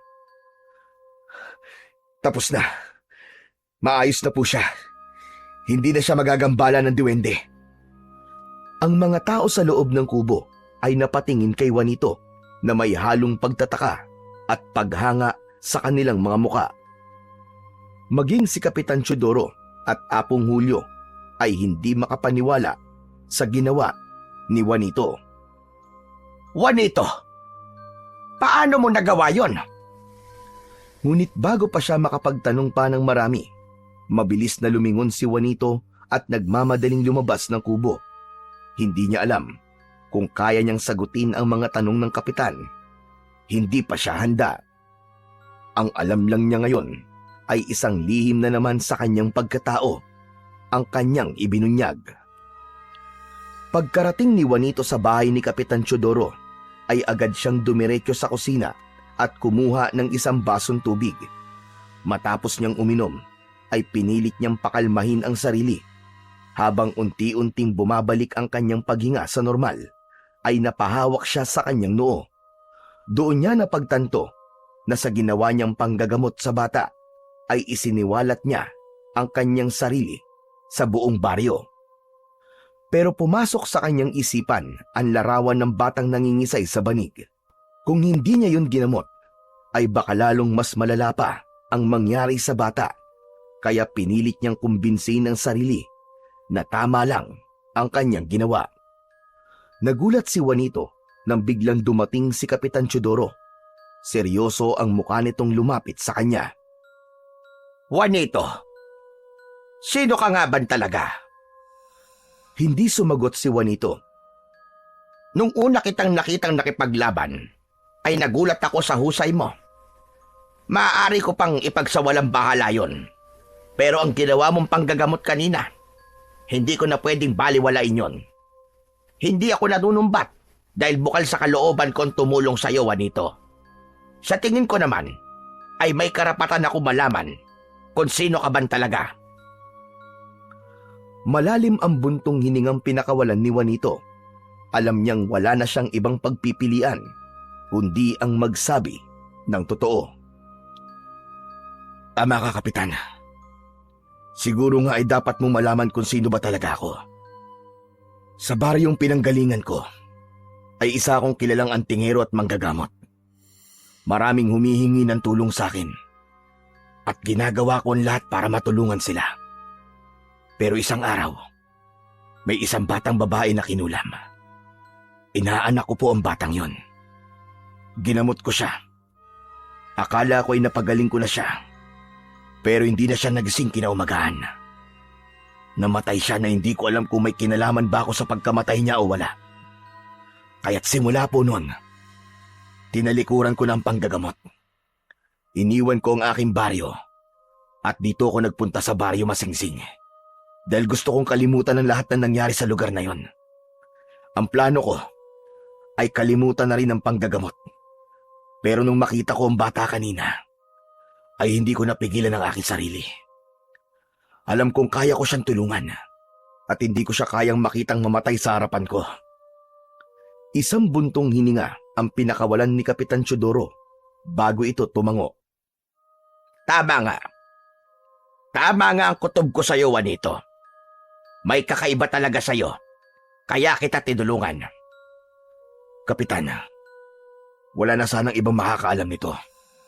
Huwag niyo sanang sabihin kanino man kung sino akong talaga at kung ano ang kaya kong gawin. Huwag ka mag-alala. Makakaasa ka, Juanito, na hindi ko sasabihin sa iba mga sinabi mo sa akin. Salamat at nagtiwala ka sa akin na sabihin ang katotohanan. Pero maghanda ka rin. Maraming nakakita sa ginawa mo kanina. Sigurado ko na ito na ang umpisa ng pagbabago ng buhay mo rito sa baryo Masingsing. Kinabahan at natigilan si Juanito. Hindi na niya kailangan pang itanong kay Kapitan Teodoro kung ano ang ibig nitong sabihin dahil agad niyang nakuha kung ano ang nais nitong tukuyin.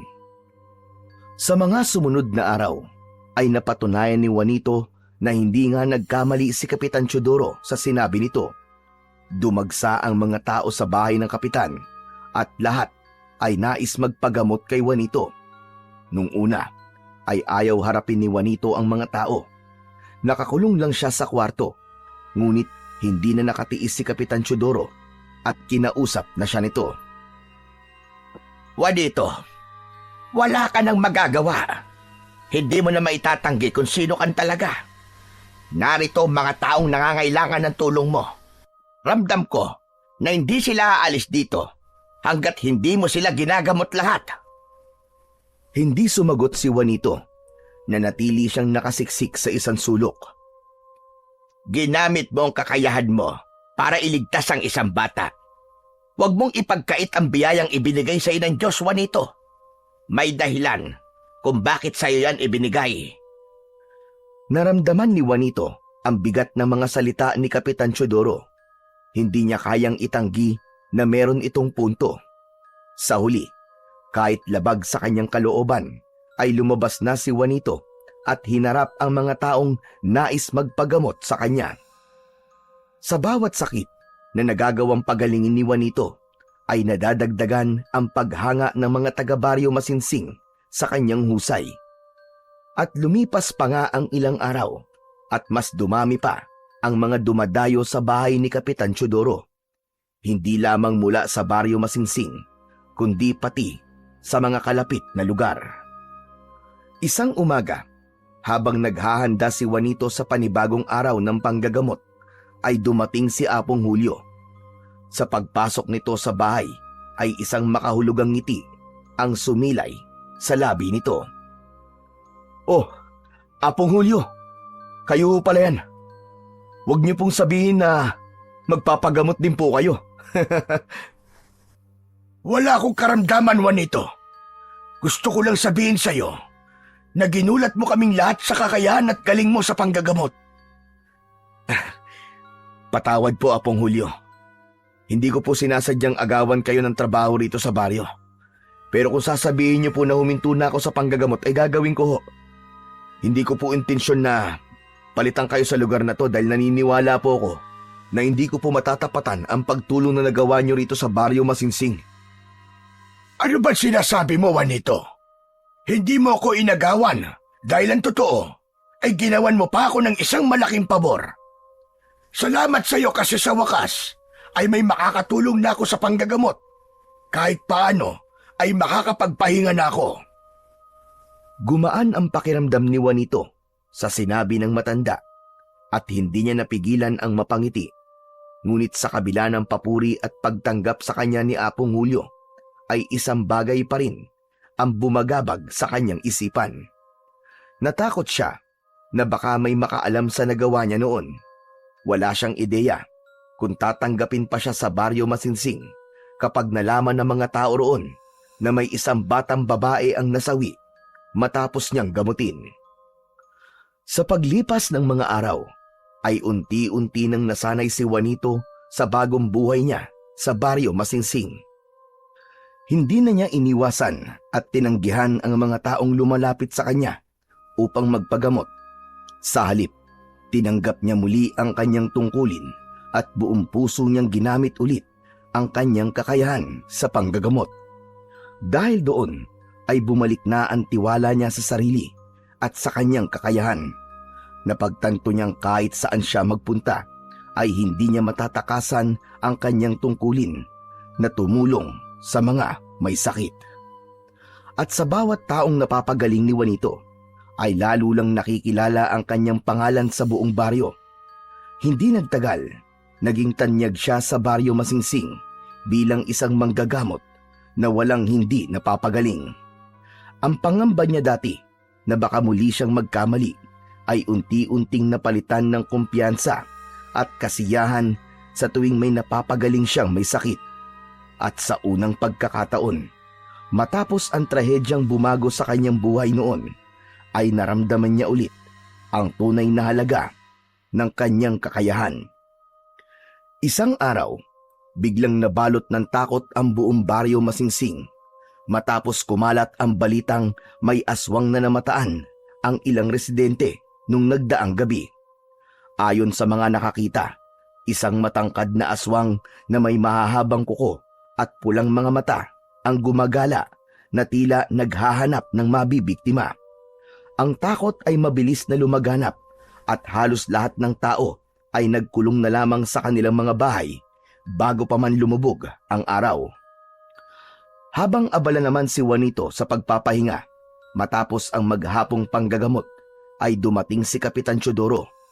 Napansin ni Juanito ang pagkabahala sa mukha ni Kapitan Teodoro. Kahit hindi siya nagtanong, ay nagsalita na ang kapitan. May masamang balita, Juanito. May nakita raw na aswang kagabi sa may kakahuyan. Hindi natin maaaring ipagsawalang bahala ito. Kaya napagdesisyonan ko na magronda kami ng mga tanod gabi-gabi para tiyakin ang kaligtasan ng mga taga-baryo. Kahit wala pang nabibiktima ang aswang na yon, ay kailangan kumilos na kagad kami. Kapitan Teodoro, gusto niyo po bang tumulong po ako sa pagroronda? Sigurado ka ba, Juanito? Mas mainam kung manatili ka na lamang rito sa bahay at ipagpatuloy ang panggagamot. Baka mas kailanganin ka sa amin kung sakaling meron sa amin na masaktan. Ang totoo po niyan, Kapitan Teodoro, bago po ako nagsimula sa panggagamot ko, ay sanay na po ako lumaban sa mga aswang. Hindi lang po sa panggagamot ko ginagamit ang mutya ng San Benito, kundi proteksyon ko rin po ito laban sa mga aswang.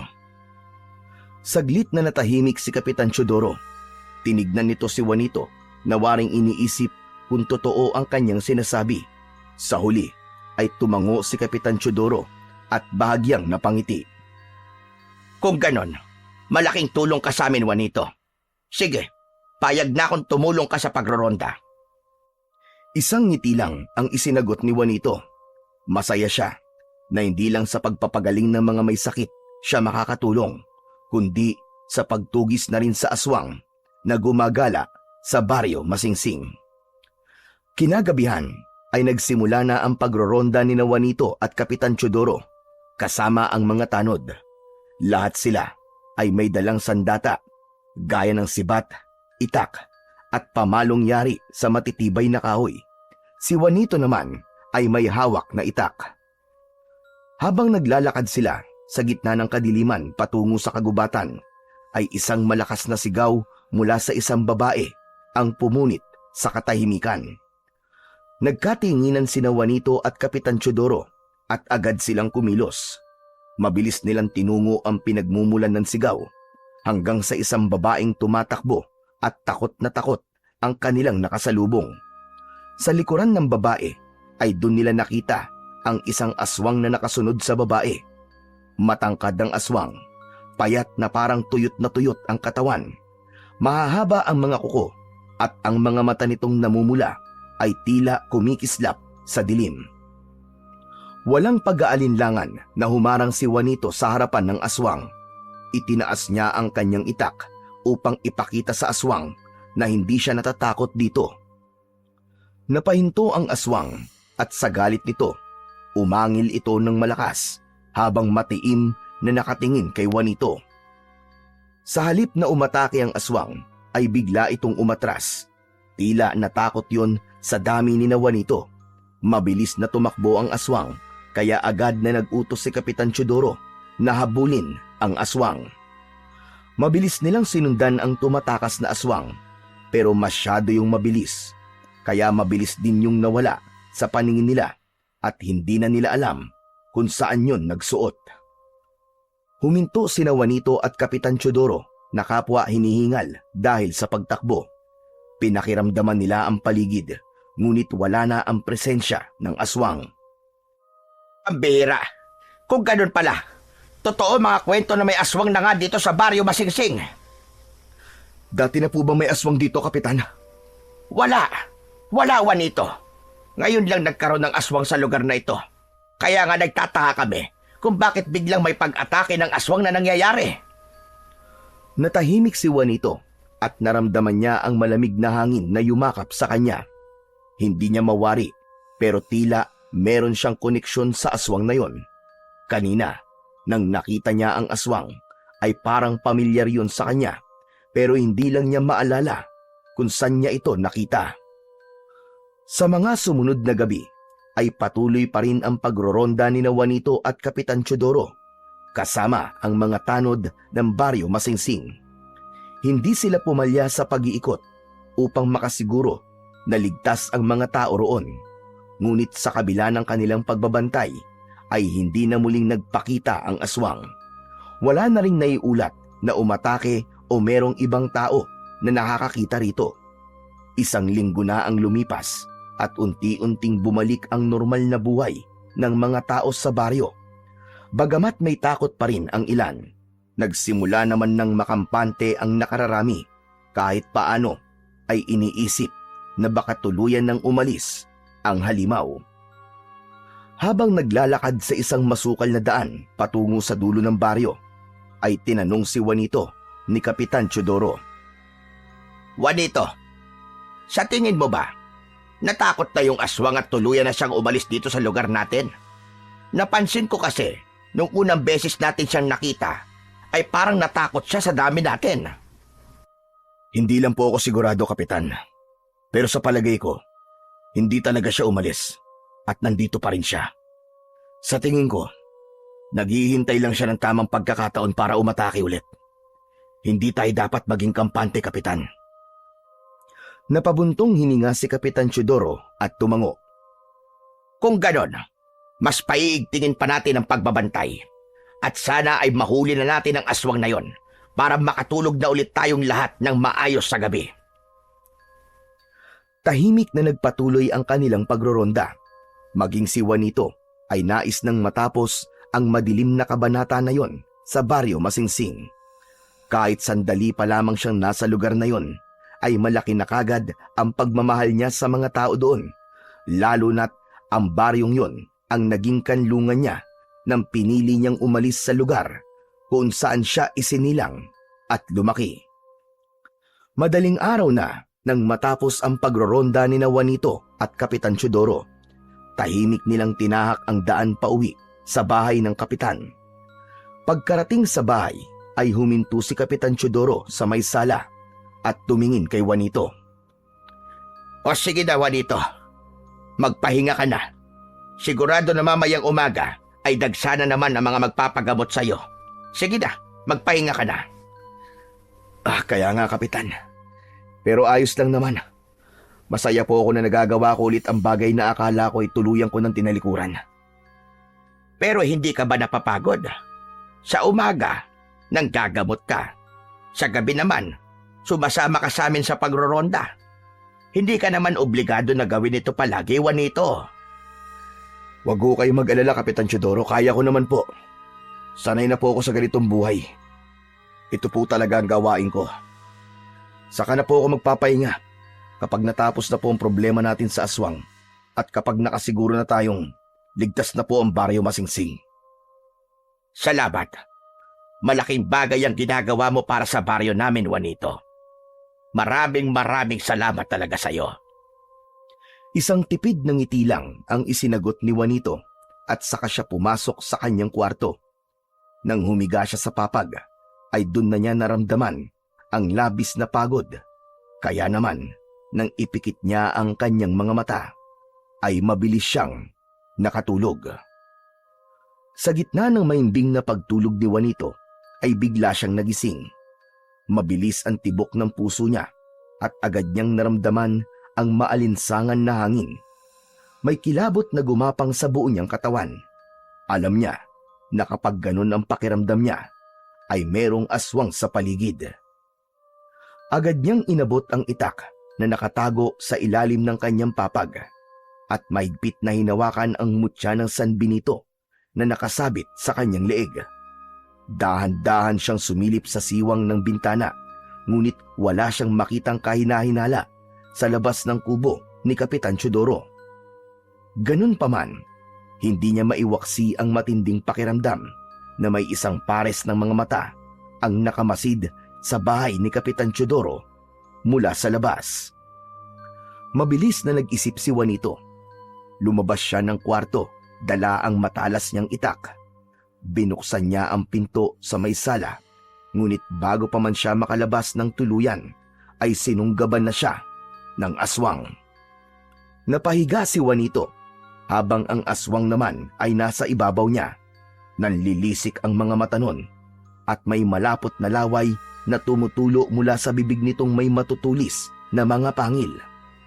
Nang makita ni Juanito nakakagatin siya ng aswang sa leeg, ay mabilis niyang iniharang ang kanyang braso. Napasigaw siya nang maramdaman niya ang pagbaon ng matatalim na pangil ng aswang sa kanyang laman. Ngunit hindi pinanghinaan ng loob si Juanito. Buong lakas niyang isinaksak ang itak sa tagiliran ng aswang. Napahiyaw sa labis na sakit ang aswang, kasabay ng pagsirit ng dugo nito. Isang malakas na sipa ang pinakawalan ni Juanito na tumama sa tiyan ng aswang, na dahilan upang tumilapon ito palabas ng pinto. Sadsad ito sa lupa. Sa sandaling yun ay lumabas na si Kapitan Teodoro sa kwarto nito. Juanito, ano nangyayari? Nasa labas po ang aswang, Kapitan! Sumalakay po siya! Bumangon si Juanito at lumabas ng bahay. Mabilis niyang iginala ang tingin sa paligid, ngunit hindi niya nakita ang aswang. Ganun pa man, ramdam na ramdam pa rin niya ang presensya nito sa paligid, kaya alam niyang nasa paligid lang niya ang kalaban. Lumabas si Kapitan Teodoro na may hawak ding itak. Nasaan ang aswang? Nasaan? Magpakita kang aswang ka! Kapitan, mag-ingat kayo. Nagtatago lang siya. Alam ko nasa paligid pa rin siya ngayon. Nagtalikuran sina Juanito at Kapitan Teodoro nang sa gayon ay maprotektahan nila ang isa't isa laban sa aswang, habang inaalam kung saan nakatago ang nilalang na yon. Marahan silang umikot habang mahigpit na hawak ang kani-kanilang sandata. Ngunit nagulat si Juanito nang marinig niyang sumigaw si Kapitan Teodoro sa likuran niya. Paglingon niya ay nanlaki ang kanyang mga mata nang makitang hawak ng aswang sa braso ang kapitan, habang hinihila ito palayo sa kanya. At nang bagyang makalayo ang aswang at si Kapitan Teodoro, ay mabilis na sinakmal ng aswang sa leeg ang walang kalaban-laban na kapitan. Bumulwak ang dugo sa sugat sa leeg ni Kapitan Teodoro at walang malay itong bumagsak sa malamig na lupa. Nanginig ang buong katawan ni Juanito at hindi siya makapaniwala sa bilis ng pangyayari.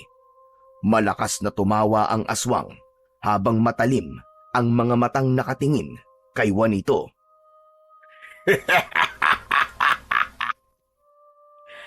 Hindi ko inaasahan na dito pa tayo muling magkikita, Juanito. Diablong buwang ka! Paano mo nalaman ang pangalan ko? Matagal na kitang kilala, Juanito. Ikaw ang manggagamot na gumamot sa batang babae na anak ni Amado. Tutal, alam ko naman na mamamatay ka na ngayong gabi. Kaya aaminin ko na sa'yo na ako ang kumulam sa kanya. Ako ang dahilan kung bakit namatay ang batang yon. Alam kong ginamit mo mutya ng San Benito para saktan ako gamit ang katawan ng anak ni Amado. Kaya nang makita ko na ginamit mo mutyang yon sa baryo na to, ay nalaman ko na ikaw ang sumubok na kontray ng pagkulam ko sa batang yon. Hayop ka! Diablong buwang ka talaga! Pero ang sabi mo nun ay ititigil mo ng pagkulam mo kay Isay. Wala kang isang salita! Sa tingin mo ba, ganun ako kadaling susuko? Nilinlang lang kita, Juanito. Wala kang kaalam-alam na hindi ko binitiwan ang batang yon. At ang nakakalungkot lang, walang nagawa ang medalyong binigay mo sa kanya para protektahan siya. Kung sinubukan mo sirain ang sumpa gamit ang katawan ng anak ni Amado, kasalanan itong lahat ni Amado. Gusto ko siyang parusahan. Gusto kong magiganti sa kanya. Kung hindi niya kami pinalaya sa lupa niya, hindi kami sasakay ng bangka ng pamilya ko at hindi mamamatay ang buong pamilya ko sa paglubog ng bangkang yon. Walang kasalanan si Amado sa pagkabatay ng pamilya mo. Anong wala? Kasalanan ni Amadong lahat yun. At ikaw, Juanito, kailangan mo na rin mawala sa baryo na ito dahil inagaw mo ang atensyon ng mga tao sa akin. Masyado kang pasikat. Anong ibig mong sabihin?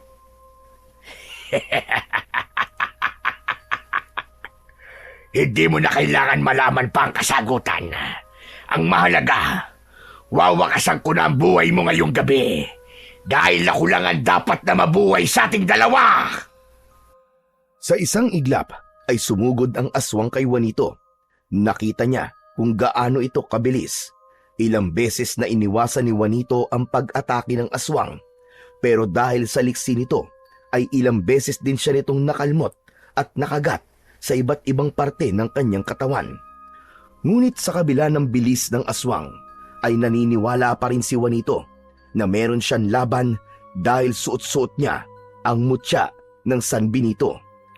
Sumugod muli ang aswang sa kanya at ang mahahabang kuko nito ay bumaon sa balikat ni Juanito. Malakas niyang sinuntok sa ibabaw ng ulo ang aswang, kaya nahilo ito at lumuwag ang pagkakakagat nito sa kanya. Doon na niya itinulak ng malakas ang aswang, kaya bahagya siyang nakalayo sa kalaban. Sumugod si Juanito sa aswang, ngunit mabilis naman itong naiwasan ang kanyang pag-atake. Umikot ang aswang sa likuran niya at bigla nitong hinawakan ng kamay niya sabay pilipit doon. Malakas na napasigaw si Juanito habang nabitiwan niya ang kanyang itak. Naging mabilis ang utak ni Juanito. Ibinagsak niya ang sarili sa lupa at hinatak niya ang aswang, kaya dalawa silang bumagsak sa lupa. Mabilis niyang dinampot ang itak at bago pa makakilos ang aswang ay inundayan niya ito ng isang malalim na saksak sa tiyan. Nanlaki ang mga mata ng aswang sa labis na gulat. Nang hugutin ni Juanito ang itak, ay sunod niya yung itinarak sa leeg ng aswang. Tumayo si Juanito at tinignan niya ang aswang na nakaluhod sa harapan niya. Hinawakan niya ang puluhan ng itak. Sa kanya sinipa ng malakas sa muka ang aswang. Nahugot ang itak mula sa leeg nito at pahigang bumagsak sa lupa ang aswang. Hinubad ni Juanito mula sa leeg niya ang mutya ng San Benito at ipinilupot yun sa hawakan ng itak at sa kanya isinaksak ang itak derecho sa puso ng aswang. Nangisay ang aswang hanggang sa tuluyan na yung binawian ng buhay. Matapos mamatay ng aswang, ay unti-unting bumalik ang dati nitong anyo sa pagiging tao. Nanlamig ng gusto si Juanito nang makita niya na si Apong Julio, ang aswang na napatay niya. Napaatras si Juanito at hindi siya makapaniwala sa nalaman na ang tanyag na albularyo ng Baryo Masingsing ay siya palang aswang na gumagala roon. Napagtanto niya na tila dinala siya ng tadhana sa lugar na yon upang pagbayarin ang may kagagawan sa pagkamatay ng kanyang inaanak. Diablong buang ka. Ngayon, alam ko na ang sagot sa tanong ko sa iyo kanina. Hindi ka totoong masaya na nakilala ko sa lugar na to bilang mahusay na manggagamot. Naiinggit ka, Apong Julio. Totoo ngang nakakamatay ang inggit. Lumayo si Juanito kay Apong Julio at nilapitan ang nakahandusay na si Kapitan Teodoro. Pinulsuan niya ito at nang malaman niyang meron pa itong pulso, ay agad siyang humingi ng tulong sa mga kapitbahay upang madala ito sa ospital. 3 araw na ang nakalipas simula nang mapatay ni Juanito si Apong Julio. Isang umaga ay dinalaw ni Juanito si Kapitan Teodoro sa ospital. Nung unang araw nito sa ospital ay nasabi na niya ang katotohanan tungkol kay Apong Julio. Alam mo, Juanito, hindi pa rin ako makapaniwala na si Apong Julio pala ang aswang dito sa Baryo Masingsing. Sira ulo ng matanda na yon. Tinanggap namin siya sa baryo namin kahit hindi namin siya lubusang kilala. Tapos ganito pala ang gagawin niya. Inggit lang pala magpapakita ng totoo niyang kulay. Kahit nga po ako, Kapitan Teodoro, hindi rin makapaniwala na si Apong Julio ang aswang. Pero mahalaga ay buhay ka at patay na si Apong Julio. At napanagot ko na rin ang totoong pumatay sa inaanak ko. Sayang lang at wala na ako sa Baryo Tabok. Hindi ko na may papaliwanag sa kaibigan ko ang lahat. Napabuntong hininga si Juanito. May lungkot na bumalot sa puso niya nang maalala si Amado at ang pagkakaibigan nilang nasira. Hindi mo na kailangan magpaliwanag, pare. Alam ko na ang lahat. Mabilis na napalingon si Juanito sa may pinto at pakiramdam niya ay tumigil ang oras nang makita niya ang kumpare niyang si Amado na nakatayo roon. Hindi siya nakapagsalita dahil ang unang pumasok sa isip niya ay aparisyon lang si Amado. Juanito, nung isang araw, dumalaw siya rito. Hinahanap ka niya. Nagpakilala siyang kaibigan mo at nalaman ko na siya ang tatay ng inaanak mo. Kaya ipinaliwanag ko na sa kanya ang lahat na hindi ikaw ang totoong may kasalanan sa pagkamatay ng anak niya, kundi ang manggagamot at mangkukulam na si Apong Julio ang may gawa ng lahat ng yon. Marahang naglakad si Amado palapit kay Juanito. Pare, patawarin mo ko Kung ikaw ang sinisi ko sa pagkamatay ni Isay. Hindi ko dapat inisip yon kasi dapat bilang kaibigan mo ay dapat alam ko na hindi mo magagawa ang bagay na yon sa inaanak mo. Hindi pa rin makapagsalita si Juanito sa labis na pagkabigla. Sa halip, lumapit siya kay Amado at niyakap ito ng maigpit. Alam niya na sapat na ang yakap na yon para malaman ni Amado na pinapatawad na niya ito. Nang sandaling yon, ay labis na nagpasalamat si Juanito sa Diyos dahil sa wakas ay muling nagbalik ang pagkakaibigan nila ni Amado na sinira ng isang mangkukulam na aswang. Matapos ang lahat ng nangyari, ay tuluyan ng bumalik si Juanito sa panggagamot. Ngunit sa pagkakataong yon, ay wala ng anino na nakaraan na humahabol sa kanya. Naibalik na rin ang pagkakaibigan nila ni Amado at mas naging matibay pa ang kanilang pagkakaibigan kaysa dati. Humingi rin ng tawad sa kanya ang kanyang ina at ang mga tao sa Baryo Tabok sa panghuhusga ng mga ito sa kanya noon. Pero mas pinili ni Juanito na manatili sa Baryo Masingsing dahil doon niya natagpuan ang babaeng nagpatibok sa kanyang puso. Hindi nagtagal ay nagpakasal na sila ng kanyang nobya at nagsimula na silang bumuo ng sarili nilang pamilya. Nabuhay sila ron ng payapa at masagana at nirerespeto ng mga tao.